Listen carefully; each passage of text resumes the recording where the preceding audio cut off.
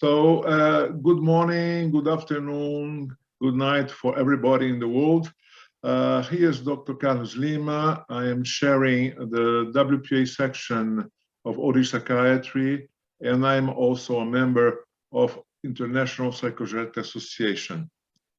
So in support of the Global Alliance for the Rights of Older Persons, the International Psychogeriatric Association and the World Psychiatric Association section of Older Psychiatry are proud to present this brand new virtual program, Violations of Human Rights of Older Persons with Mental Health Conditions in a Changing World.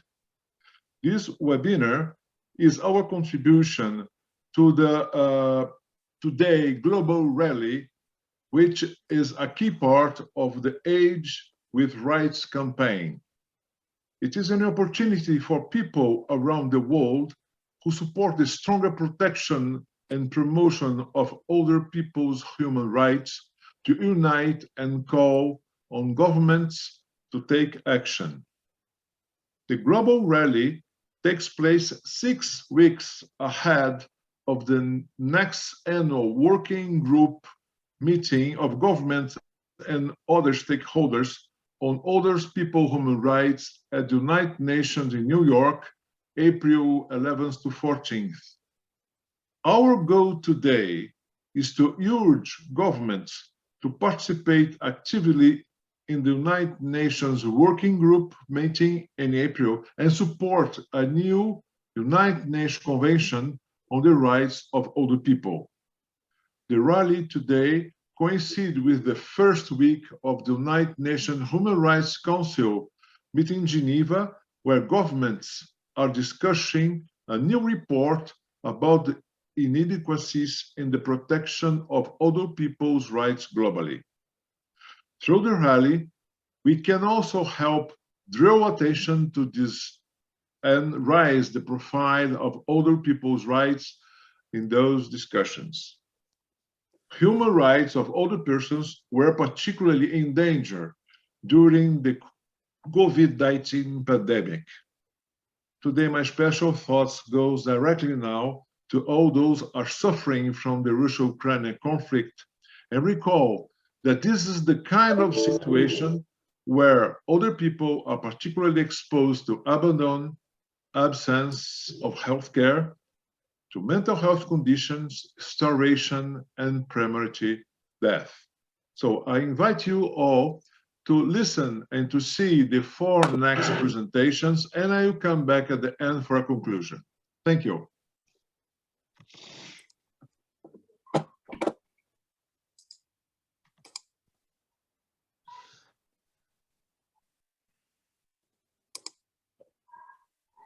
Thank you very much, and welcome to this very important session that International Psychogeriatric Association and World Psychiatric Association is organizing to mark an important day with discussions on violations of human rights of older person with mental health conditions in a changing world.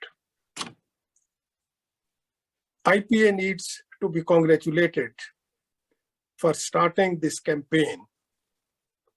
And I can assure you from World Psychiatric Association that we will be standing side by side to IPA to highlight and make this particular campaign effective, important,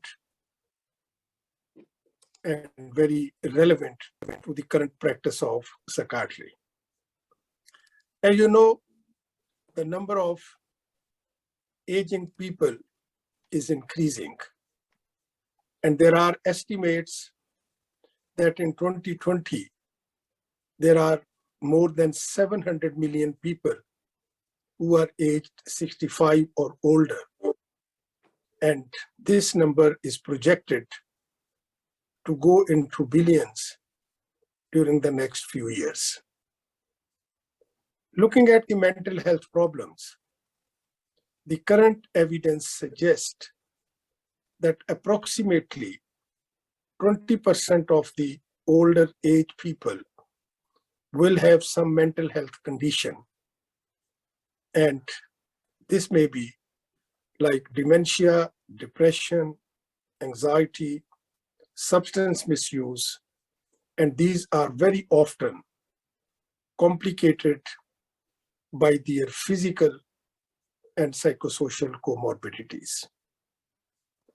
Unfortunately, disabilities are usually norm rather than exception in this age band.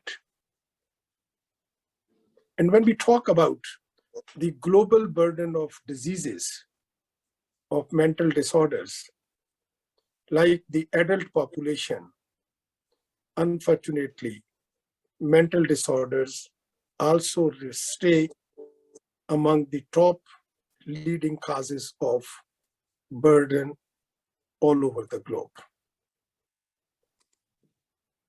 Specifically, in relation to the old age, dementia, unfortunately, is again increasing, and these projected increases are attributed to population growth and increasing aging population, especially in the developed world. When it comes to the treatment and management of mental health problems amongst the older people, we usually see that many of these are marginalized. They do not have access to the healthcare services, and within a broader perspective of health and social sectors, difficulties with mental health are not given a priority. This certainly leads to a grossly unmet need, which is becoming more and more in those countries where we have got limited resources and less priority for mental health or mental health services. What a pity that the recent COVID pandemic has actually increased the problems of old age and people suffering from problem in this age range have been subjected to a number of adversities. Adversities in care, difficulties in accessing the care, and issues with the management of elderly who become COVID positive. Similarly, loneliness, lack of social contact, and limitations on the health and social care staff in dealing with these problems for elderly have certainly increased the impact and the consequences of this particular problem. As a president of World Psychiatric Association, I would like to emphasize that WPA supports the efforts of the international community, and we would like to promote, publicize, and strengthen the efforts by other organizations to highlight the issues relating to older persons' mental health. In particular, the issue of human rights, and more specifically, human rights of mentally ill, is very central to the objectives and the philosophy of World Psychiatric Association. We do understand that there are a number of controversies, uncertainties, and difficulties in having consistent and agreed policies all over the world. It is at least a good thing that there are a number of international rights, conventions, as well as guidelines that support and emphasize the importance of this particular issue. We do understand human rights should be an integral component for everyone's health and social circumstances. But when it comes to mentally ill, the issue becomes even more profound and in intensity and severity. So with this, I would like to join International Psychogeriatric Association and all our professional colleagues working in the field of mental health to advocate and raise the voice for protecting, strengthening, and supporting older persons with mental health conditions for their human rights. They must enjoy the highest standards of health facilities, as well as autonomy, and autonomy with equal recognition before the law. I'm glad that International Psychogeriatric Association and World Psychiatric Association's section on old age are working on a joint statement on this particular area. We will be pleased to review this joint position statement, which I'm sure will help all of us to raise the profile and the importance of this particular topic in the care of our elderly mentally ill. With these words, I would like to thank the organizers and supporters of this campaign. And I'm optimistic that these efforts will not only bring a change in the attitude and behavior of the society, but will also push the policymakers to take this up as an important and highly relevant area for including in mental health policies in different countries. Thank you very much.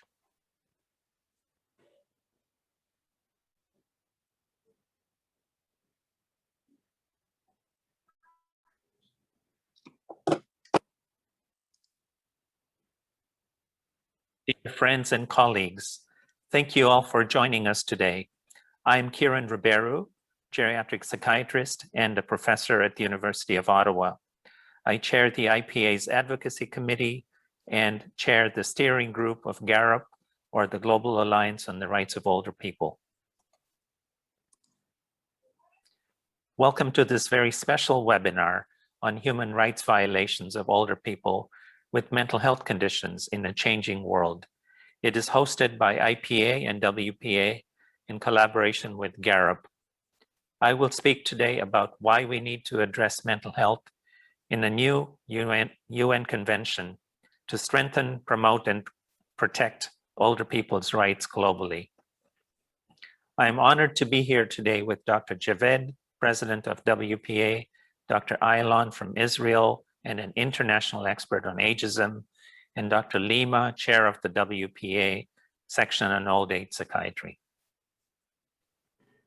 As part of Garup's Global Rally Summit, which highlights the Age with Rights campaign, on March the 3rd, 2022, we will organize a global rally, a 24-hour virtual event ahead of the 12th United Nations Open-Ended Working Group on Aging, which is due to take place on April 11th to the 14th, 2022. This is an opportunity to mobilize existing and new advocates to support the call for a UN convention and to push governments to participate actively and to show their support for the 12th Open-Ended Working Group session. I invite you to visit Garup's website at www.rightsofolderpeople.org.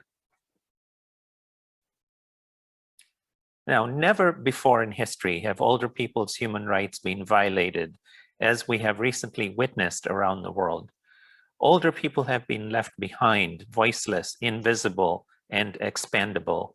Their basic needs have been ignored, neglected, or dismissed. Human rights are foundational entitlements for all human beings. If we permit and promote violations of human rights of older people today, it is guaranteed to impact us all tomorrow.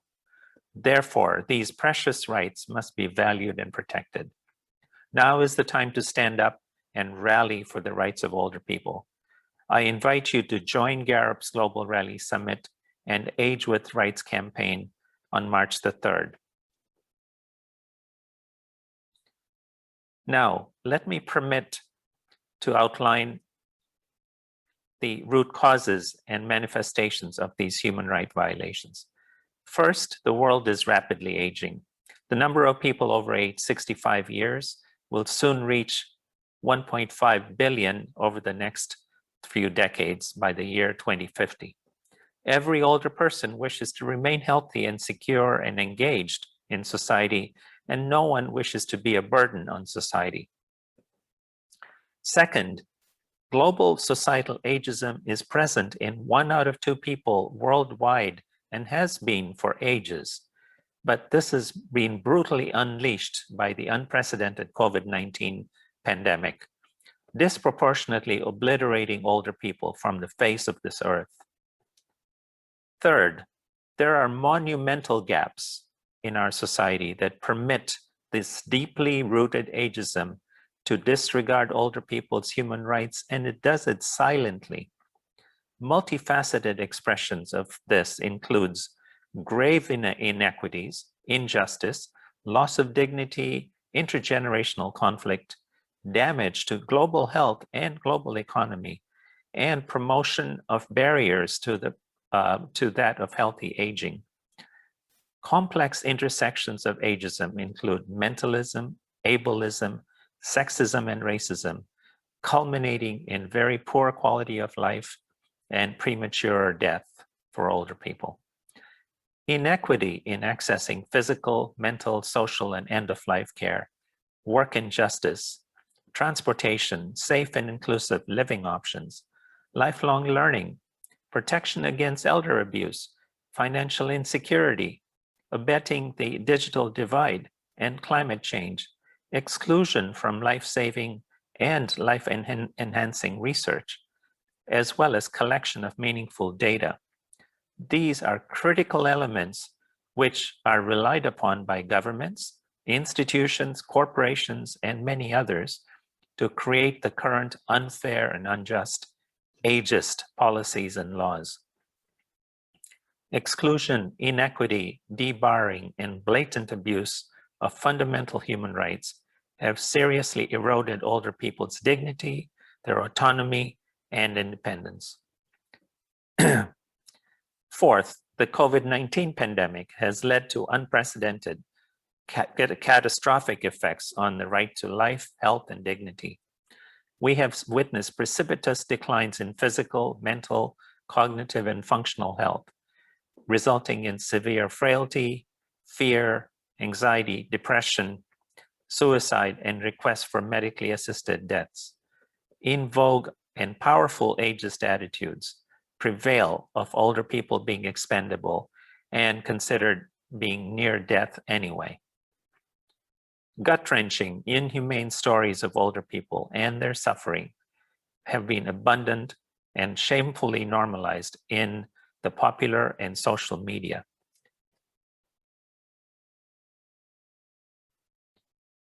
Now, there is no health without mental health.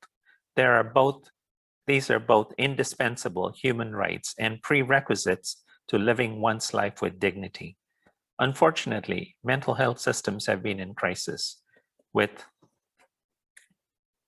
the burden of mental illness being among the 10 leading healthcare-related issues worldwide.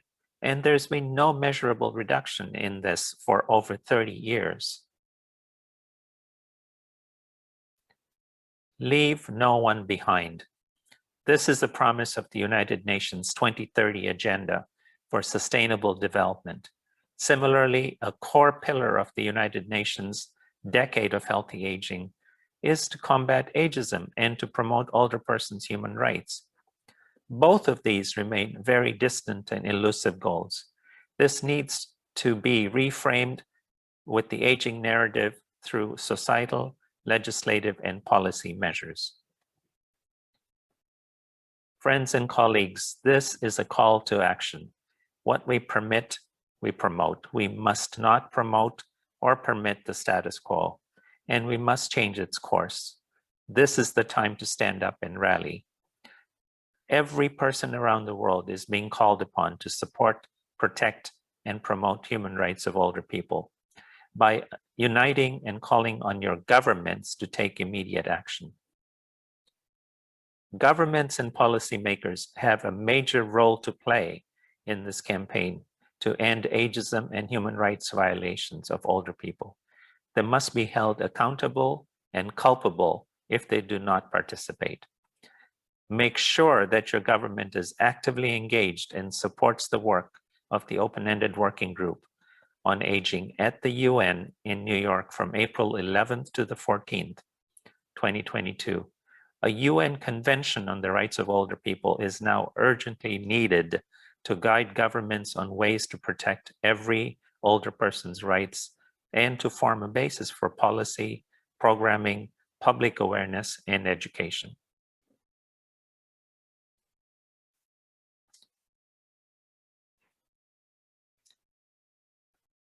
Friends and colleagues, I challenge each of you to two things.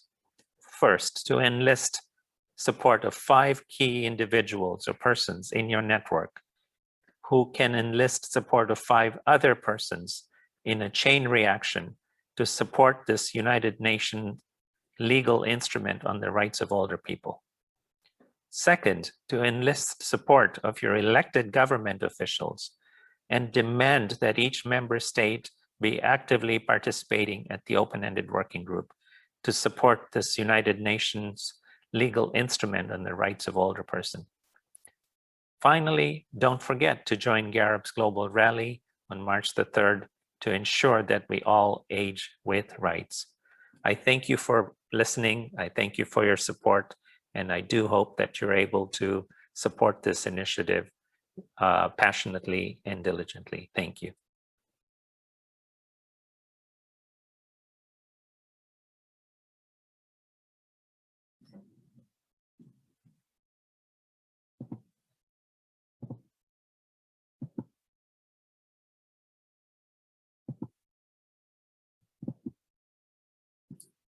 Hi, everyone. My name is Liata Elon. I'm delighted to be here today to talk about climate change as a violation of human rights. This work has been produced or is based on a study that was published in the Gerontologist, where we conducted a scoping review of research on older people and intergenerational relations. It is also based on a commentary published in the Journal of American Geriatric Psychiatry under a special issue led by Professor Kiran Rabhira on the human rights of older people. The title of that particular paper was Climate Change and Mental Health of Older Persons, a Human Rights Imperative. Climate change has a real life impact on each and every one of us, and it is a threat to well-being and human rights. It affects our access to clean air, water, food supply, and adequate security and shelter. In the case of older people, the UN High Commissioner for Human Rights has claimed that the rights to life, health, food and water, and sanitation, housing, freedom of movement, livelihood, social protection, development, and culture are all impacted by climate change. When it comes to older people, research has shown over and over that they are more likely to develop physical illness as a result of severe climate change events. They're also more likely to experience mental health conditions and even to die earlier because of extreme climate change events. Older people with pre-existing mental health conditions are particularly susceptible to the negative effects of climate change. This is because this group is already vulnerable or susceptible to begin with. Older people with mental health conditions are less likely to enjoy social support, and this is crucial, especially at times of need for evacuation, for instance. They also are more likely to live in poverty, thus their access to adequate shelter is already hampered and becomes a threat when they are facing climate change events. Older people with mental health conditions, even without climate change events, are more susceptible to violence, abuse, and neglect. And during times of extreme conditions, such as extreme heat waves or hurricanes, they are more likely to experience violence, abuse, and neglect during evacuation. Moreover, research has shown that the mortality rates of older people who live in long-term care settings during evacuation is particularly concerning, because this is a group that is already susceptible, and in the event of extreme situation, their susceptibility becomes a real hazard to their health and mental health. Climate change also increases the vulnerability of older people to mental health conditions, and there is research to show that older people, even more so than younger people, are particularly likely to be affected by climate change and to report stress, trauma, guilt, anxiety, depression, substance abuse and misuse, suicidality, and in addition, air pollution has shown to be a risk for dementia in older people. Another area of risk is the fact that older people are vulnerable because of an ageist discourse or an intergenerational discourse that emphasizes conflict. Older people often are blamed for contributing to the greenhouse gas emission. They're blamed for failing to act to preserve this environment, and they're portrayed as villains or greedy easers who do not care about the suffering of future generations. These negative messages are likely to be internalized by older people, and we know that older people, once they have internalized these negative messages about their own aging and make them self-relevant, this certainly has an impact on their health, well-being, and even death. So this is an important discourse that affects the health and well-being of older people. It is important to understand that whereas hazards might be natural, human activity or lack of activity is responsible for turning hazards into a disaster. And natural disasters occur when people become susceptible. And this susceptibility is not only because of their physical functioning, but also because of social and economic institutions that make certain groups in society particularly susceptible. Older people are particularly susceptible to climate change effects because of this failure of social, economic, and political institutions to ensure their safety and human rights. Moreover, we have to understand that it's not old age alone that makes older people particularly susceptible. It is old age in intersection with other characteristics. We know, for instance, that older women are particularly susceptible to the negative effects of climate change, mainly because they are likely to live in poverty and are less likely to have caregivers to assist them during times of climate extremes when there is a need for evacuation, for instance. Moreover, older women are less likely to have their voice heard, especially in the discourse concerning climate change adaptation and mitigation efforts. Hence, even though this group is particularly susceptible, it does not have the political power to make an impact. Likewise, we know that older people with mental health conditions, as I've already said, are more susceptible to the negative effects of climate change.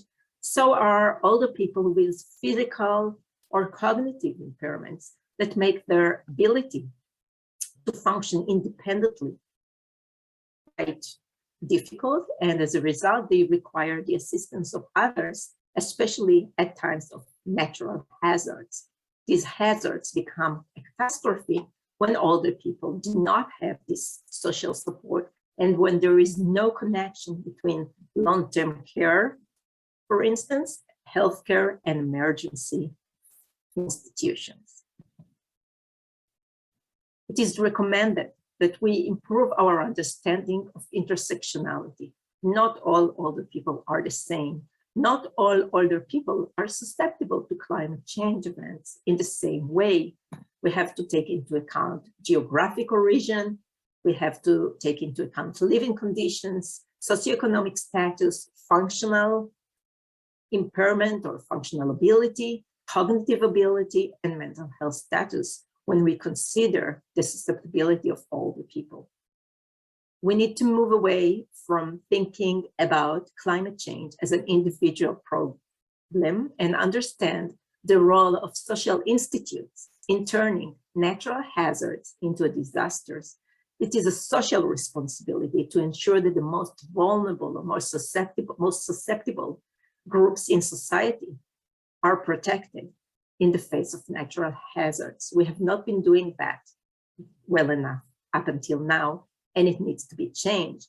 One way to change it is through policies that address, for instance, climate change. These policies should pay attention to older people. This has not been the case thus far.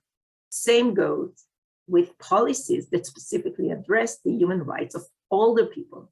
These policies should also address climate change and older people as a unique group that needs special consideration. It is important to encourage collaboration between people of different generations in efforts to mitigate and adapt to climate change. I think the climate change movement has a great prospect to older people's involvement in society, and older people can certainly contribute to the fight towards a better world for all of us. Increased intergenerational solidarity around climate change mitigation and adaptation efforts is crucial, and this can be encouraged via educational interventions as well as intergenerational contact. Finally, and most important, we need a UN Convention for the rights of older people. Such a convention will ensure that the rights of older people are explicitly stated and do not diminish with age.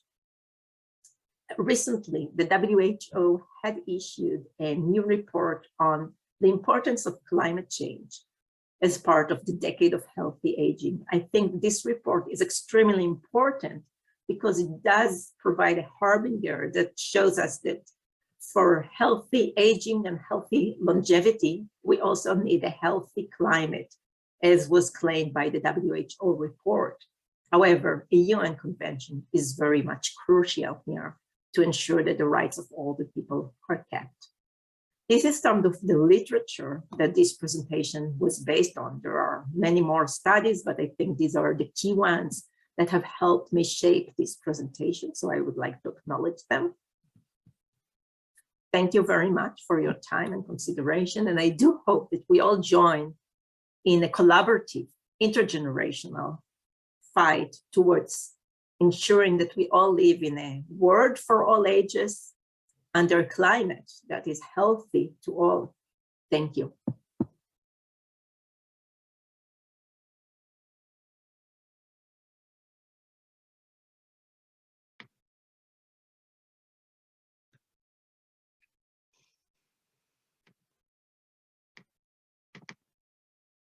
Hello, here, Dr. Lima. I'm talking today about urbanization and the opportunities and threats to the human rights of all people with mental health conditions.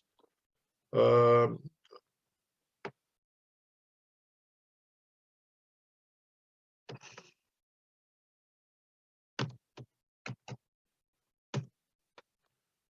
working. Okay. Sorry. So, more than 50% of the old populations live today in cities.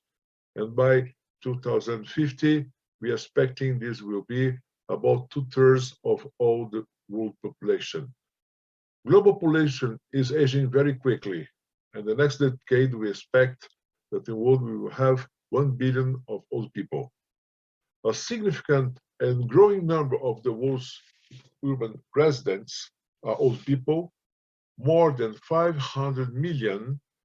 That means 58% of all older people are living in cities today.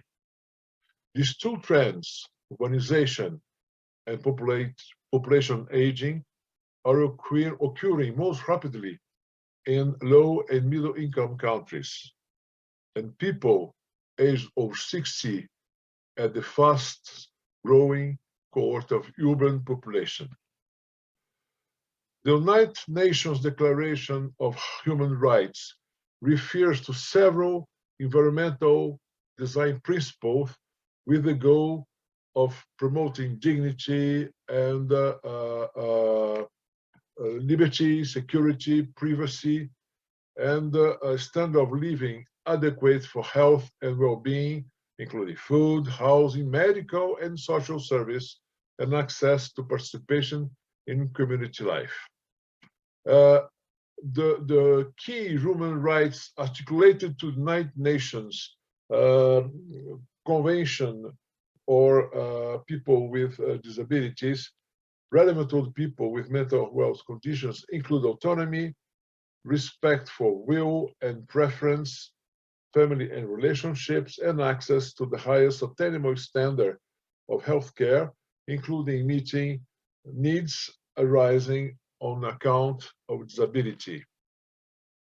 So cities can offer to people benefits and limits. Cities can be dynamic, socially progressive, and economically powerful places, bringing many benefits to residents such social and cultural diversity, a strong civil society, better public service, and greater economic opportunities. But urban residents do not enjoy equal access to these benefits. Many old people are marginalized and excluded, socially, economically, and spatially. Thus, first, for ageist attitudes and behaviors, and second, the lack of inclusive planning and development decisions. This exclusion is exacerbated during times of humanitarian emergency, such wars, natural disasters, and pandemics. Global urban environments include the following components. First, physical, how buildings are built, outdoor areas, interior design, sensory elements, and so forth. Second, social, interaction with other residents, staff, family, friends, and the wider community, and the means to reduce social isolation. And third, organizational. Organizational, that means caregivers delivery, cultural, spiritual, and leisure service too.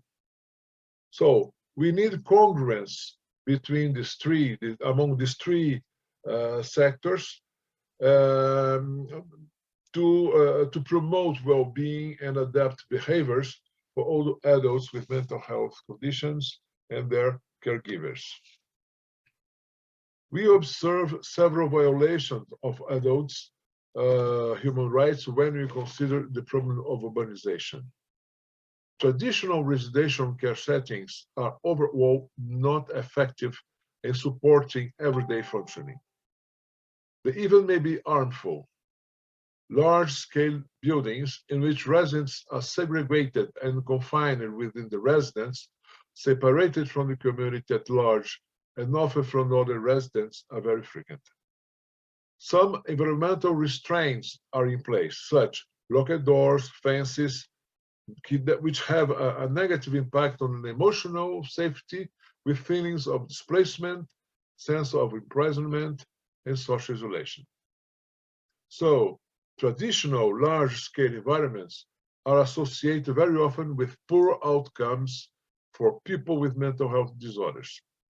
I mean, inactivity, levels of agitation, depression, and other neuropsychiatric symptoms, use of physical restraint, high levels of psychotropic drugs use, loneliness, and stigmatization. During the COVID-19, we have observed that 90% of all reported people with the disorder are urban, and cities have become the epicenter of the pandemic. Deep-rooted inequalities already existing before the pandemic have a disproportionate impacts on groups that were already in a situation of a great vulnerability. So, COVID-19 pandemic had a disproportionate impact on older adults. The stress, the economic hardship and social isolation, plus shorter and long-term measures to contain COVID-19 have affected psychological well-being, have exacerbated the line mental health, and have potentially increased the risk of worsening cognitive decline and of suicide too. Older adults who live alone and have limited social contact in normal situations, or older adults living in vulnerable associations such poverty, refugees, violence and abuse contexts, frailty, may be at higher risk of experiencing newly presented symptoms of mental health disorders. Older adults may strongly react to stressful events and take more time to recover from stress. Consequences to mental and physical health are very important so. Within the group of older people, there is a great diversity of age and abilities, and this affects the level of vulnerability. Older adults who have migrated during recent years have, in the place they have chosen, fewer social connections and maybe less access to main language of information about the pandemic. In conclusion, urban cities, urban contexts can, of course, contribute to improve the care of people if people have access to these cares. There's an urgent need to rethink and transform cities to respond to the reality of aging of persons and their mental health needs by being more resilient, inclusive, and sustainable cities. I thank you very much.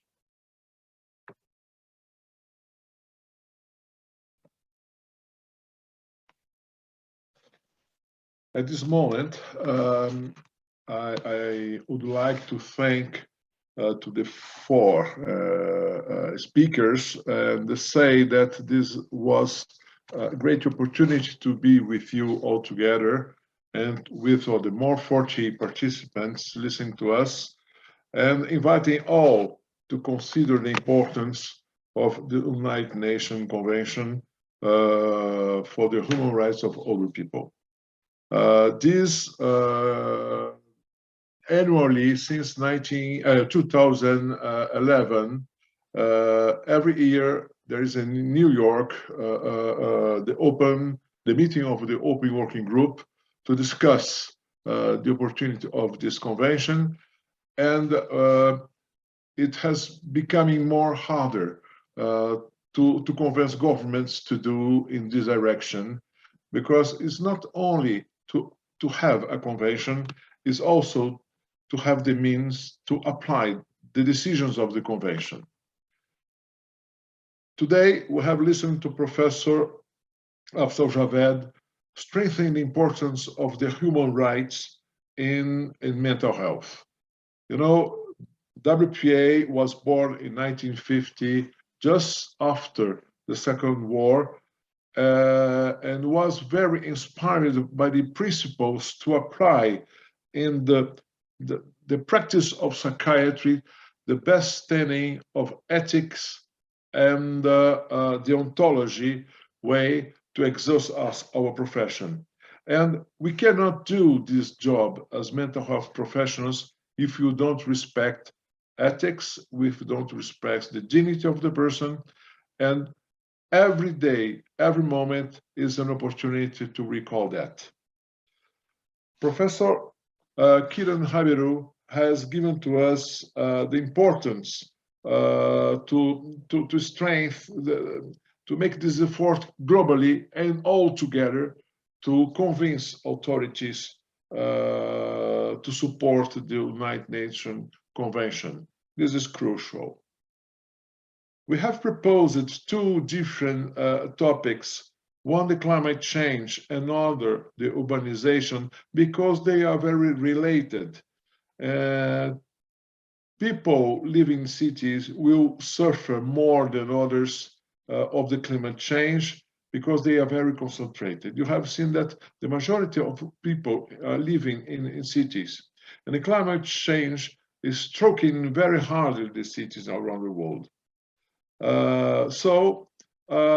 Of course, there are other topics that should be talked today. We don't have enough time, such, for example, all the conflict in the world, such wars and so forth. Not only the Russian-Ukrainian one, but all others in Middle East, in other parts of the world. Everywhere where there is a war, there is a conflict, there are all the people suffering a lot. So I think that we don't have any question by the moment, and we can consider to close, or if our speakers, other speakers would like to add something, is the moment now. Liat or Professor Javed, if you would like to add. Well, thank you very much, Professor Carlos. I think this is indeed a great initiative of IPA. The most important thing is that most of our population in the world, they live in low and middle income countries. And it will be highly appropriate if the Psychogeriatrics Association, as well as WPA section on old age, could develop some guidelines, especially for developing services for elderly people and how to look after their dignity and their rights. So that will be a sort of a good manual which we will be able to pass on to our WPA membership as well as the membership of the other organization.